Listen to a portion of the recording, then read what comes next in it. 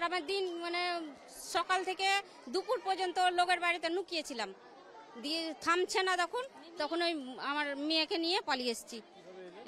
আসলাম, এই পাড়ার লোককে খবর দিলাম যে যান বাঁচছে না, আমরাকে করো।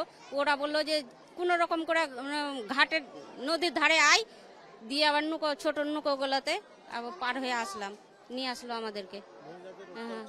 খুব অত্যাচার, ওই বলেই আমার মেয়ে আছে, একটা জোয়ান মেয়ে আছে, ওকে নিয়ে আর কার বাড়িতে কোথায় থাকবো, ওই জন্য ভয়ে পালিয়ে এসেছি।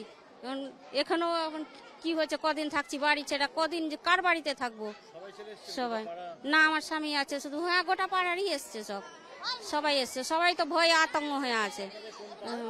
আমাদের ধুলিয়ান সবজিপট্টি রোড, ওখানে কি এরকম সবাই ভয়ে পালিয়ে এসেছি, বলছে যে আসছে এরকম, দিয়ে ওরকম পালিয়ে এসেছি। এটাই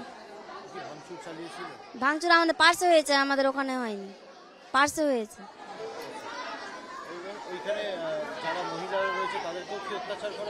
না, আমাদের মানে যেখানে আছে ওটা তো কিছু হয়নি, মানে পার্শ্বে যেটুকুটা হয়েছে, যা হয়েছে।